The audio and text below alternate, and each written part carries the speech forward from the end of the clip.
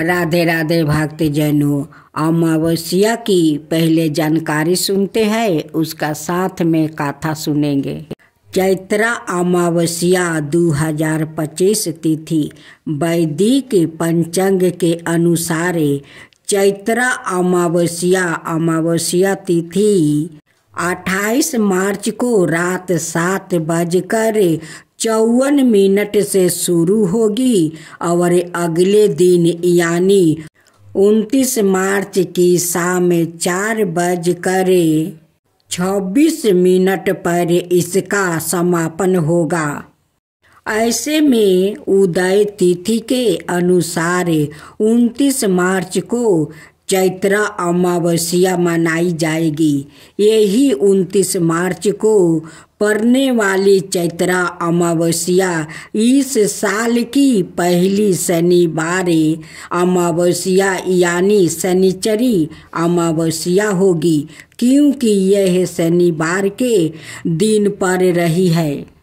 चैत्रा अमावस्या पर पवित्र नदी में स्नान करने से सुख समृद्धि की प्राप्ति होती है।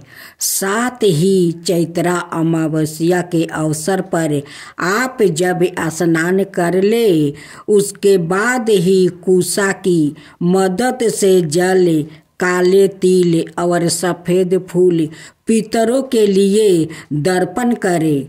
दर्पण करने से पितृ द्विपत होते हैं। साथ ही वो वंश वृद्धि का आशीर्वाद देते हैं।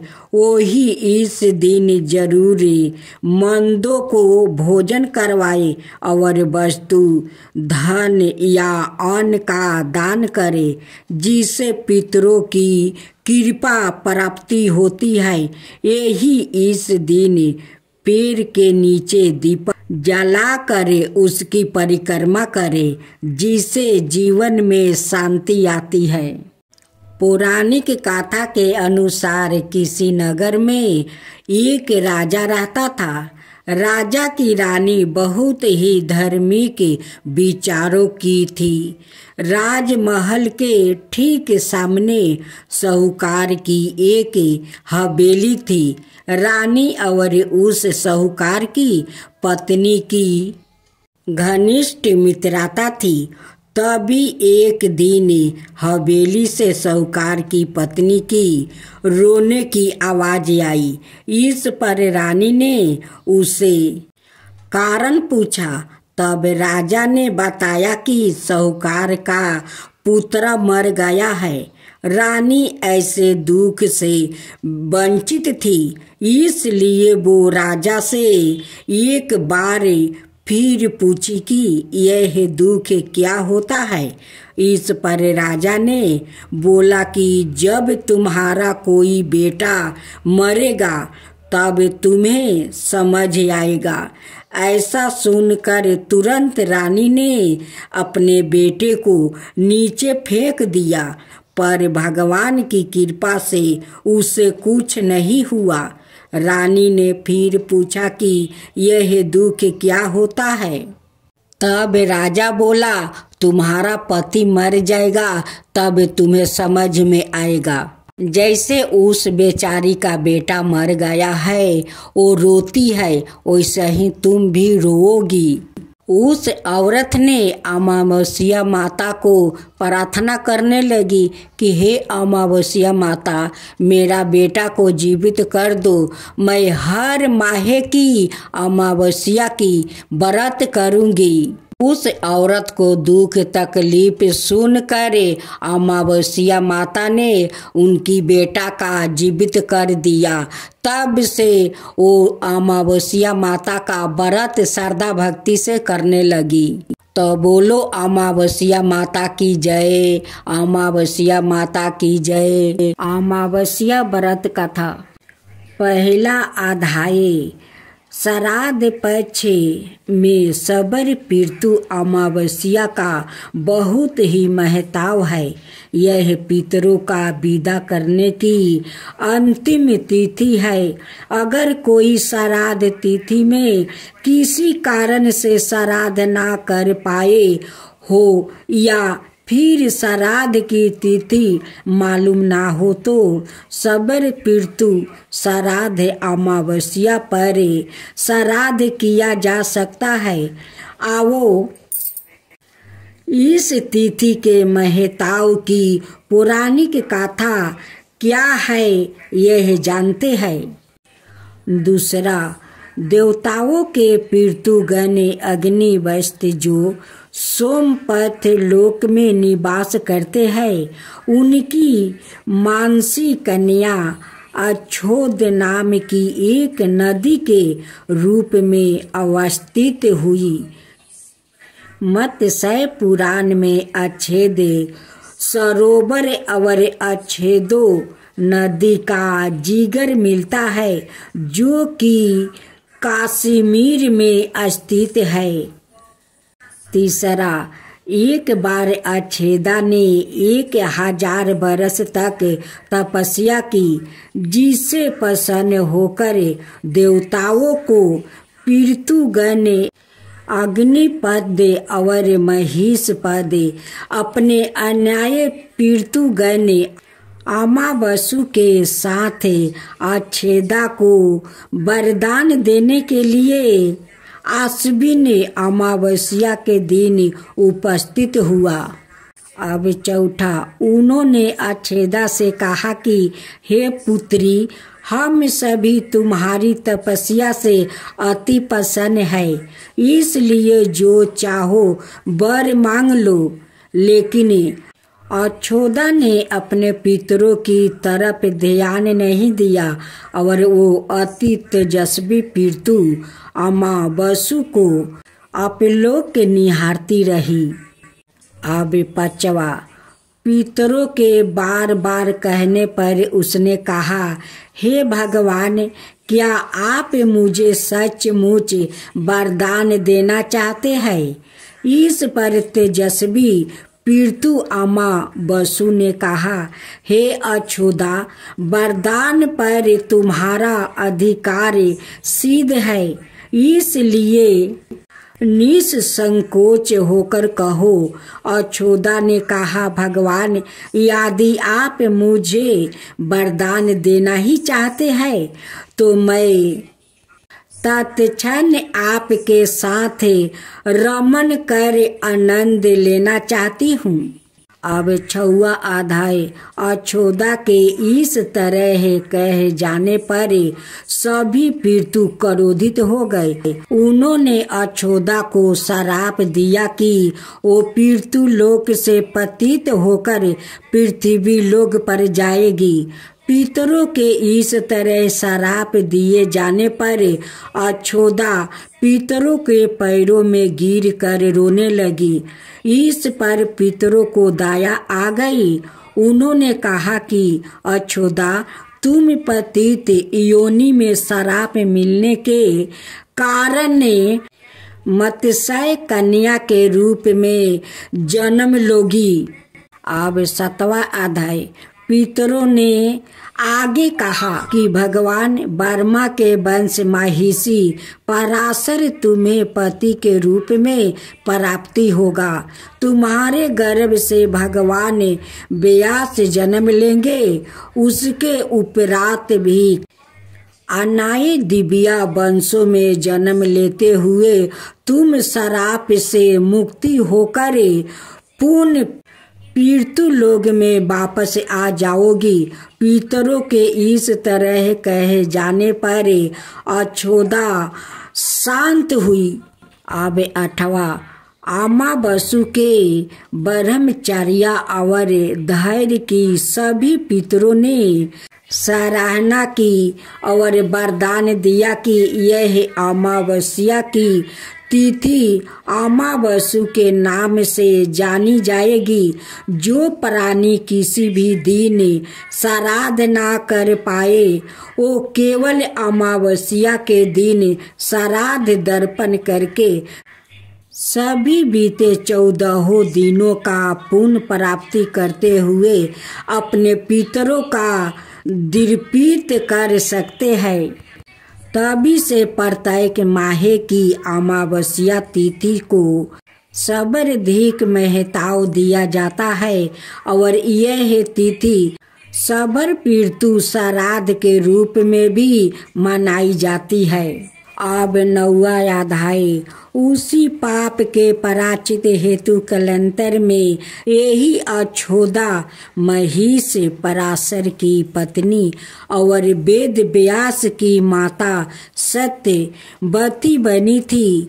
सत्य पश्चात समुंदर के वंशभूत शांतनु की पत्नी हुई और 2 पुत्रा चित्रागद्य और पवित्रा बिरिया को जन्म दिया था।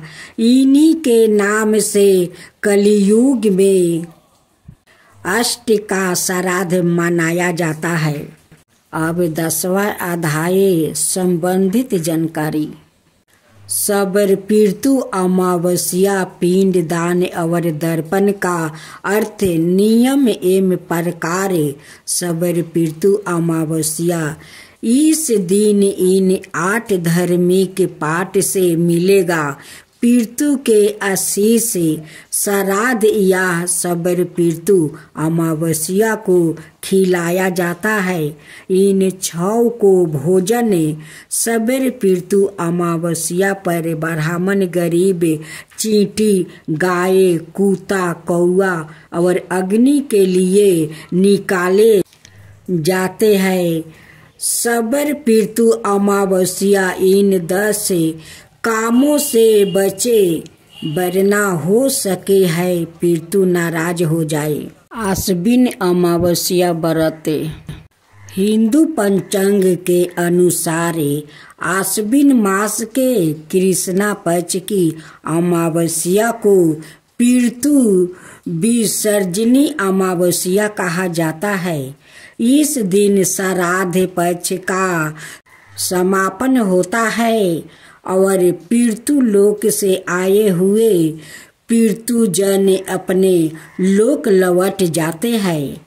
इस दिन ब्राह्मण भोजन और दान आदि से पीड़ितु जन दीर्पित होते हैं और जाते समय अपने पुत्रा पौत्रा और परिवार को आशीर्वाद देकर जाते हैं।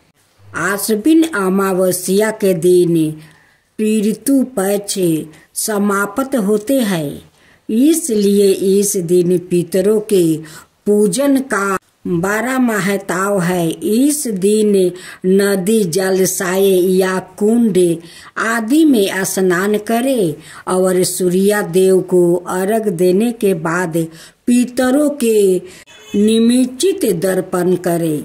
इस दिन संध्या के समय दीपक जलाए और पूरी अनाए मिष्टान दरवाजे पर रखे। ऐसा इसलिए करना चाहिए ताकि पीड़ितुगण भूखे ना जाए और दीपक की रोशनी में पितरों को जाने का रास्ता दिखाए। यदि किसी वजह से आपको अपने पितरों को श्राद्ध की तिथि याद ना हो तो इस दिन उनका श्राद्ध किया जा सकता है।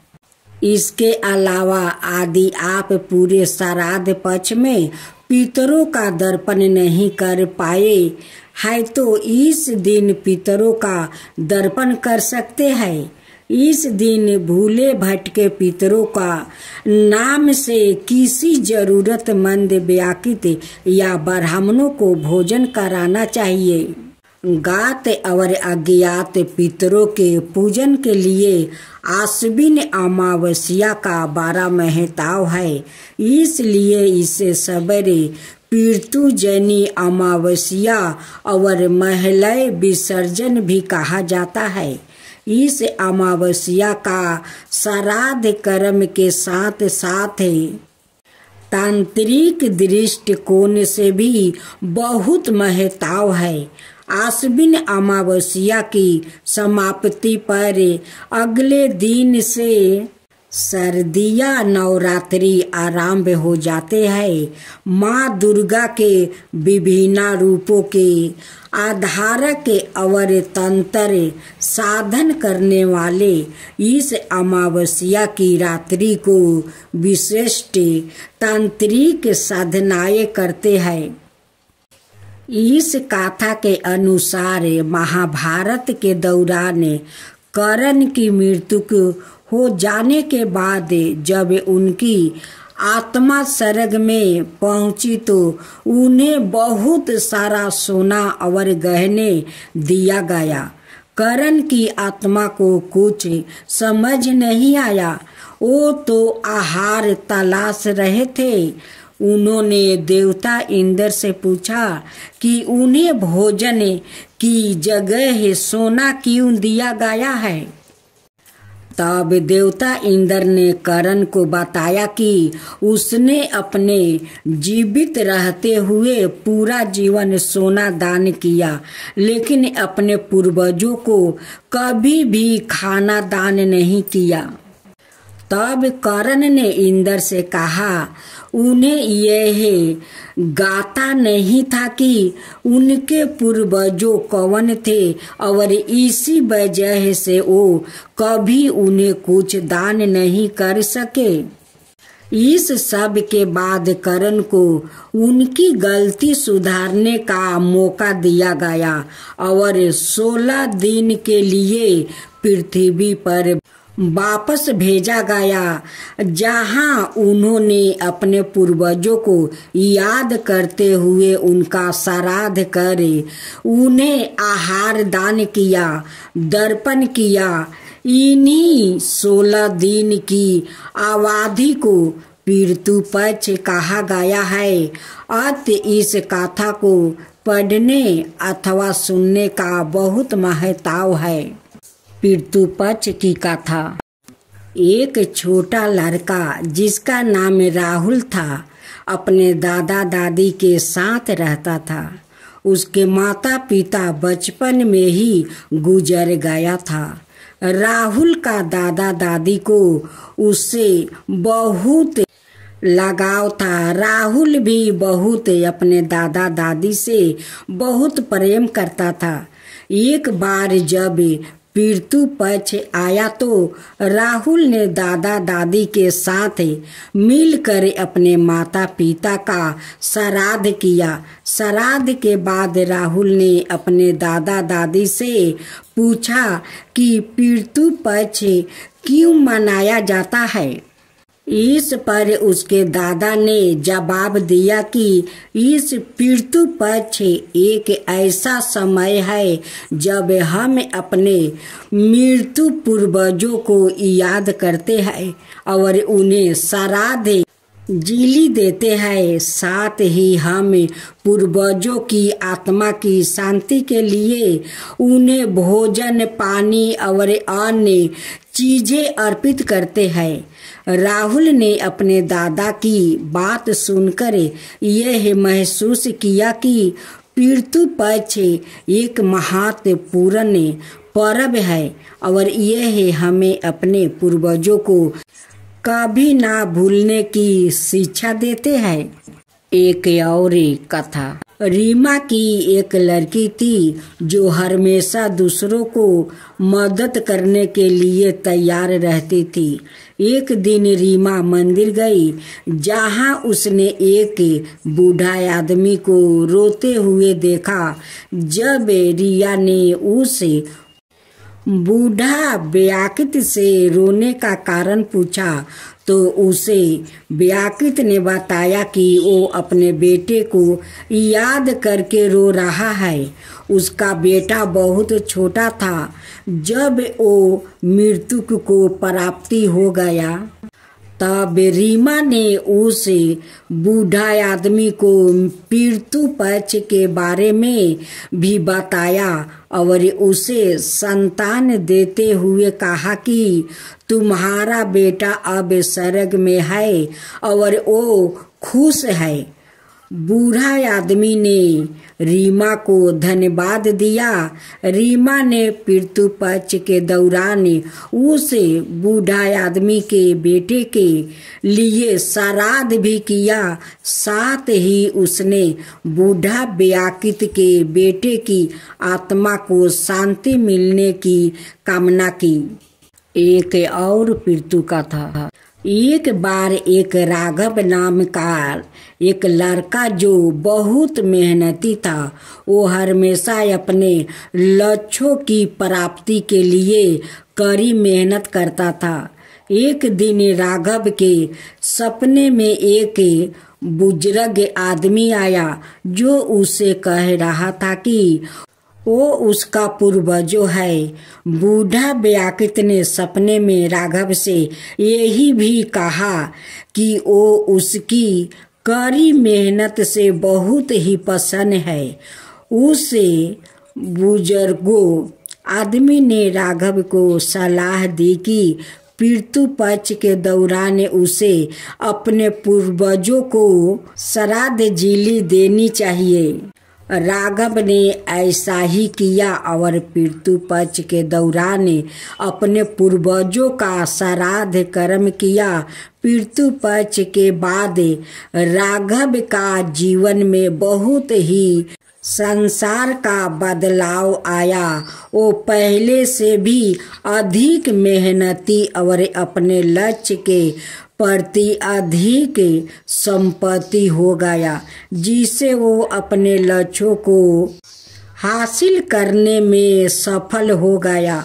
तब राघव को समझ आया कि पितृ पक्ष एक ऐसी अवधि है जिसे दौरान हम अपने पूर्वजों की आशीर्वाद प्राप्ति कर सकते हैं और अपने जीवन में सफल बना सकते हैं।